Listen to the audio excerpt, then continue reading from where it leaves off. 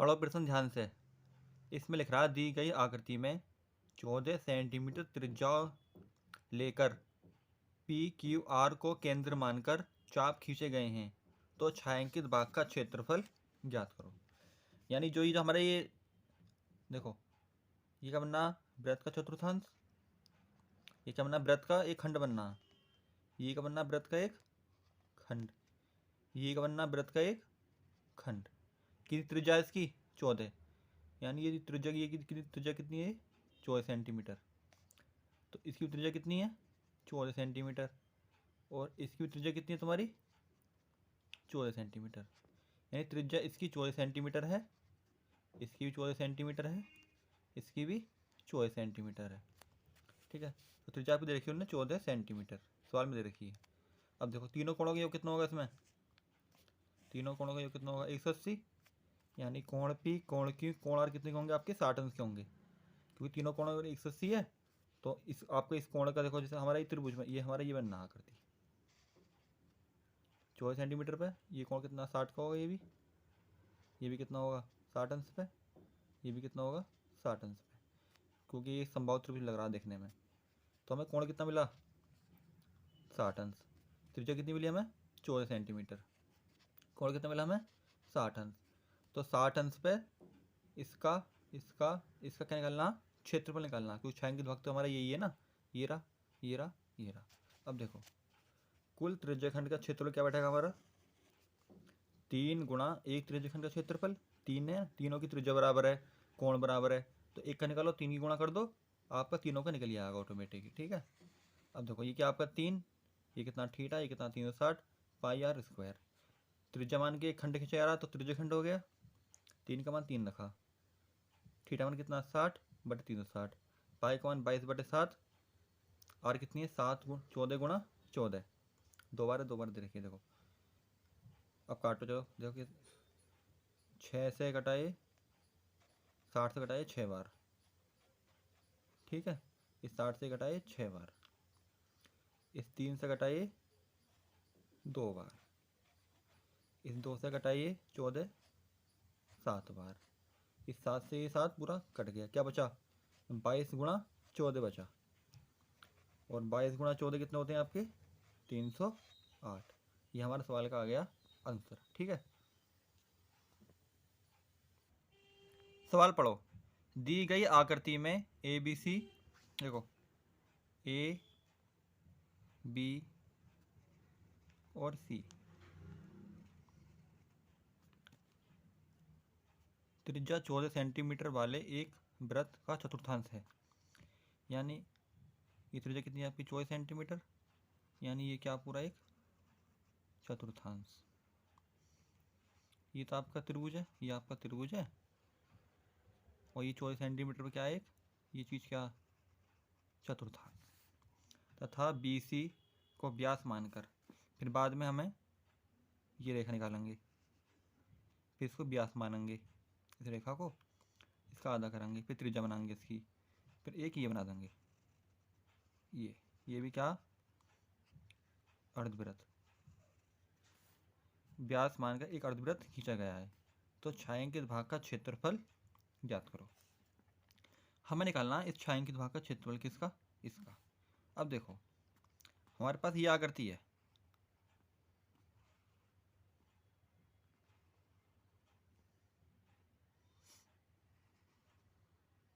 और हमें से इसका निकालना है छायांकित भाग का, हमें इस छायांकित भाग का क्षेत्रफल निकालना है। अब सोचने वाली बात है, देखो यदि मेरे पास ये त्रिभुज मिल जाए, ठीक है, यदि मेरे पास ये त्रिभुज हो और ये अर्धवृत्त हो, यानी ये त्रिभुज हो, ये पूरा अर्धवृत्त हो, यदि मैं इस ये त्रिभुज हो, ये अर्धवृत्त हो, यानी ये पूरा त्रिभुज, ये पूरा त्रिभुज और ये पूरा अर्धवृत्त, इन दोनों को जोड़ दूं, और इन दोनों को जोड़ के यदि मैं इसमें से ये चतुर्थांश घटा दूं, ये वाला चतुर्थांश घटा दूं, तो जाहिर सी बात है ये बचेगा। देखो हमारे पास ये आकृति है,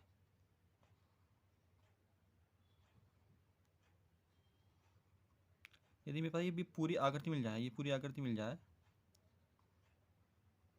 और इस आकृति में से मैं ये घटा दूँ तो ये बचेगा नहीं बचेगा।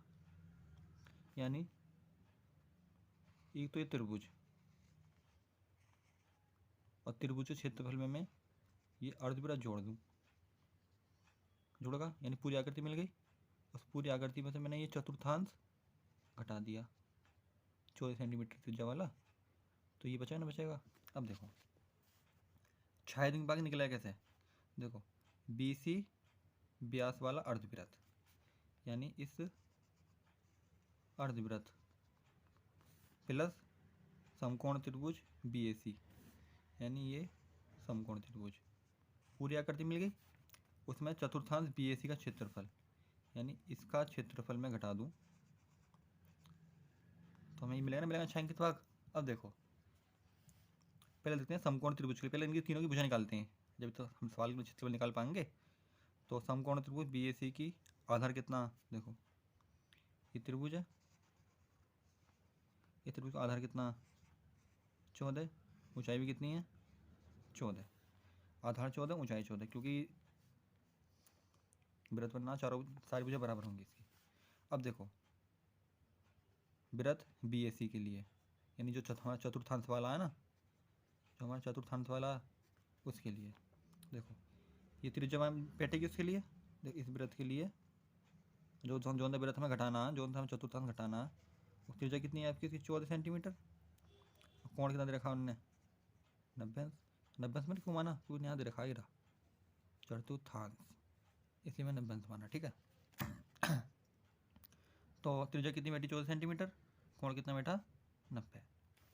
अब देखो वृत्त BC व्यास वाले के लिए, अब देखो अब हमें ये जो हमारा ये वृत्त है वाला दूसरा वाला जो हमारा अर्धवृत्त दिया उन्होंने किताब में, देखो ये रहा अर्धवृत्त, यानी जो हमें वाला ये अर्धवृत्त है, कोण तो इसका 180 अंश होगा, अर्धवृत्त कोण 180 अंश होता है, कोण तो इसका पूरा 180 होगा इसका। लेकिन इसकी जो ये त्रिज्या तो ये दूरी, यानी ये जो दूरी है इसकी ये, तो हमने ये त्रिज्या मान के तो हमने वृत्त खींचा है, इस कोण तो हमें मिल गया 180 ये रहा, लेकिन ये त्रिज्या पता नहीं है हमें। तो देखो ये सोचने वाली बात है, ये जो हमारी ये देखो ये जो चीज़ है हमारी ये तो है वो ये तो बैटरी त्रिज्या उसकी ये कितनी है आपकी 14, ये भी कितनी है आपकी 14। तो ये आपका देखो लंबा ये आपका आधार है, हमको ये पूरा कण पता पड़ जाएगा, उस कण का कर दूँ मैं आधा, तो हमें क्या मिल जाएगी अर्धवृत्त की त्रिज्या। देखो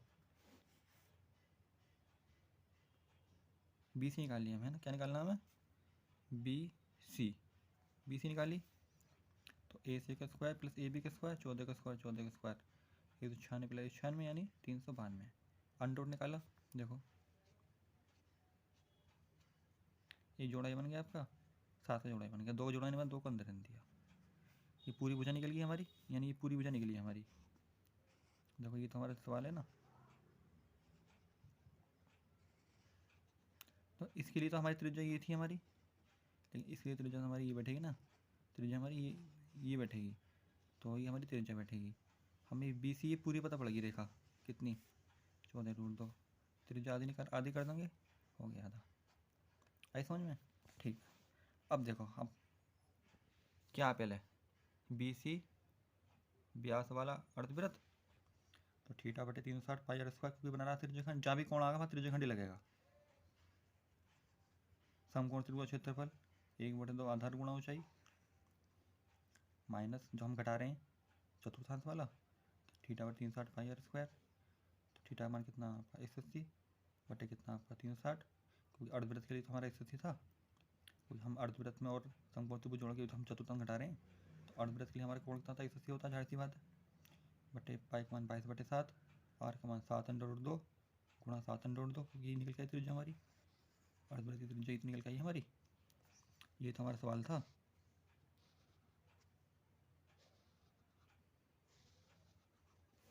ये हमारी भुजा 14 थी, यानी इस वाले वृत्त के लिए तो हमारी त्रिज्या 14 थी, और इसके लिए ये निकल गई हमारी 7√2, ठीक है। 1/2 आधार कितना था हमारा त्रिभुज का 14, ऊंचाई भी कितनी थी आपकी 14। और जो चतुर्थांश का कोण कितना था आपका 90/360, पाई का मान 22/7। और चतुर्थांश की हमारी भुजा कितनी थी, त्रिज्या कितनी थी आपकी, ये आपकी त्रिज्या तो ये आपकी त्रिज्या तो ये इसके लिए, यानी कितनी है आपकी 14 × 14। अब देखो 180 से क्या बढ़ जाएगा आपका, ये 2 बार ये चीज़ और ये चीज़ 2 बनाएंगे, यानी इस 2 से ये 2 खत्म, 7 से 1 7 गया, तो 7 ही गुणा मैं इसमें करूँगा 22 में कितना आएगा 154। यहाँ देखो 2 से गया ये 7 बार, 14 7 98। यहाँ जाओ इससे क्या बढ़ जाएगा, ये 4 बार, 2 से 2 बार, 2 से 7 बार, 7 से कट गया पूरा पूरा, फिर 2 से ये 7 बार, 22 7 154। देखो 154 से 154 कट गया, प्लस माइनस कहीं बचा कितना आपका 98। ये आपका क्या इस सवाल का आंसर, ठीक है। इस प्रश्न को देखो ध्यान से, इसमें लिख रहा आकृति में छायांकित डिजाइन का क्षेत्रफल ज्ञात करो जो 8 सेंटीमीटर त्रिज्या वाले 2 वृत्त के चतुर्थांशों के बीच है। अब देखो हमें इसका भाग, हमें क्या निकालना है, हमें ये निकालना है, हमें इस डिजाइन का क्षेत्र निकालना है। चलो ये बात ईमानदारी से देखो, ये क्या हमारा वर्ग, ये भी क्या हमारा एक वर्ग। यदि मैं इस वर्ग के क्षेत्रफल में से ये चतुर्थांश घटा दूँ तो हमें क्या बचेगा, ये बचेगा।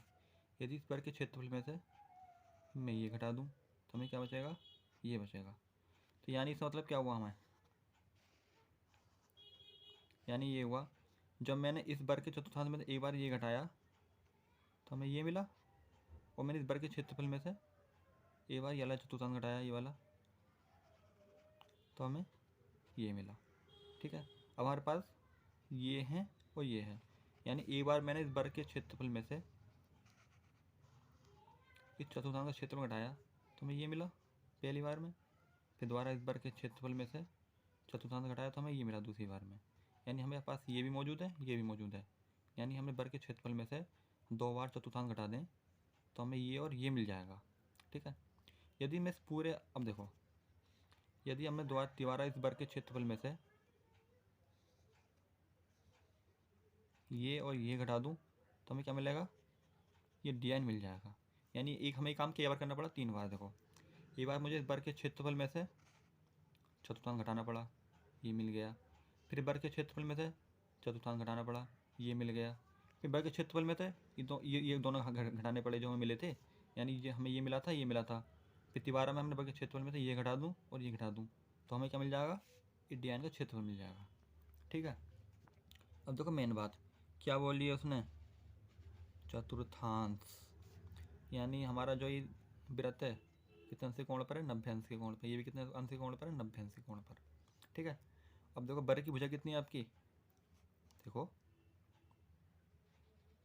8 है ना, त्रिज्या भी कितनी है 8 है।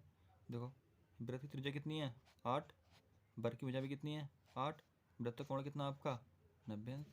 देखो पहले देखो हम निकालने हैं छायांकित भाग। देखो वर्ग के क्षेत्रफल में से चतुर्थांश का क्षेत्रफल घटाया एक बार, ये मिल गया, दूसरी बार घटाया तो ये मिल गया, यानी हमने एक ही काम किया बार करा 2 बार। फिर जो हमें चीज़ मिली, यानी जो चीज़ हमें मिली, यानी ये जो मिले, फिर हमने उसे वर्ग के क्षेत्रफल में घटाया, आई समझ में ना आई, आगे होगी, तो हमें क्या मिला, आंसर मिल गया। तो देखो मैंने एक बार डायरेक्ट फॉर्म रख लिया, वर्ग का क्षेत्रफल यानी भुजा स्क्वायर माइनस कोष्टक बंद रखूँगा पूरा, पहले पहले कोष्टक सोल्व करूँगा पूरा, 2 वर्ग का क्षेत्रफल भुजा स्क्वायर, 2 बार कर रहे हैं एक ही काम को इसलिए मैं 2 लिखा है, ठीक है। चतुर्थांश का क्षेत्रफल θ/360, यानी हमें ये जो काम कर रहे हैं ना, वर्ग के क्षेत्रफल चतुर्थांश घटा रहे हैं, हमें 2 बार घटा रहे हैं। देखो एक बार घटाने पर हमें ये मिल रहा था और एक बार घटाने पर हमें ये मिल रहा था, यानी ये काम हमने 2 बार करा, हमें ये मिल गया, ये मिल गया, यानी हमें ये दोनों मिल गए, फिर हमने इस वर्ग के क्षेत्रफल में ये दोनों घटा दिए, ये मिल गया, तो इन दोनों क्षेत्रफल कहाँ, ये रहा, इन दोनों का क्षेत्रफल जो ये तो है, और वर्ग के क्षेत्रफल ये घटाऊंगा मैं तो आंसर आ जाएगा, यानी भुजा स्क्वायर थीटा मान 90/360 पाई r स्क्वायर, भुजा कितनी है 8 का स्क्वायर माइनस 2, 8 का स्क्वायर 1/4 गुणा 22/7 गुणा 8 गुणा 8। अब देखो कुछ काटो कट रहा हो तो इससे कट गया आपका 2 बार, 22 गुणा 2 में करी, फिर मैंने 8 में करी, ये निकल के आया। और भाग दिया 7 का तो हमारा ये निकल के आया। 8 का स्क्वायर 64। 64 में से ये कितने बचे आपके 13 पॉइंट इतने, तो इसी गुणा 2 में करूँगा कितना आएगा इतना। तो इसका हमारा चल ही रहा था। 64 में से ये घटा कितने बचे आपके 36.57 सेंटीमीटर का स्क्वायर। ठीक है, आ गया होगा समझ में ना। तो एक बार देख लो, देखो हमें छांकी पानी निकालना। देखो देखो ध्यान से, यानी मैं इस वर्ग के क्षेत्रफल में से, यदि मैं इस वर्ग के क्षेत्रफल में से, यानी जो हमारा ये वर्ग का क्षेत्रफल है इसमें से मैंने ये चतुर्थांश घटा दिया। देखो चतुर्थांश बनना है तो हमें ये मिल गया। फिर मैंने इस वर्ग के क्षेत्रफल में से ही ये वाला चतुर्थांश घटा दिया तो हमें ये मिल गया। हमें निकालना तो डी का क्षेत्रफल है, हमें निकालना इसका है। यदि दोबारा मैं इस पूरे वर्ग के क्षेत्रफल में से ये डी एन घटा दूँ तो हमें ये मिल जाएगा। तो पहले मैंने इसका क्षेत्रफल निकाला, आपका आंसर आपको समझ में, आप तो सवाल पूरी तरह से आ गया होगा। ठीक है, पढ़ो सवाल। मैं हमारा जो मेन रोल होता है ना सवाल में, वो हमसे पूछ कर रहा है, वो हमें सवाल में पूछ कर रहा है और हमें सवाल में निकालना क्या है और इसमें सवाल में दिया क्या है, बस ये बात ध्यान रखना होता है। ठीक है, अब देखो दी गई आकृति में, देखो दी गई आकृति में 10 सेंटीमीटर भुजा वाले एक समबाहु त्रिभुज, क्या त्रिभुज समबाहु, यानी सोचने वाली बात है, प्रत्येक कोण कितना अंश का होगा 60 अंश का। प्रत्येक भुजा कितनी होगी आपस में बराबर होगी, यानी ये भुजा 10 दे रखी है उसने, तो ये भी कितनी होगी आपकी, जाहिर सी बात है 10 ही होगी। ये भी जाहिर सी बात है आपकी 10 ही होगी, क्योंकि ये समबाहु यानी समान बाहु समान कोण वाला त्रिभुज को केंद्र मानकर चाप खींचे गए हैं। ठीक है, जो परस्पर डी ई और एफ पर कटते हैं। देखो डी पर ई पर और एफ पर कट रहे हैं, तो हमें छायांकित भाग का क्षेत्रफल निकालना है।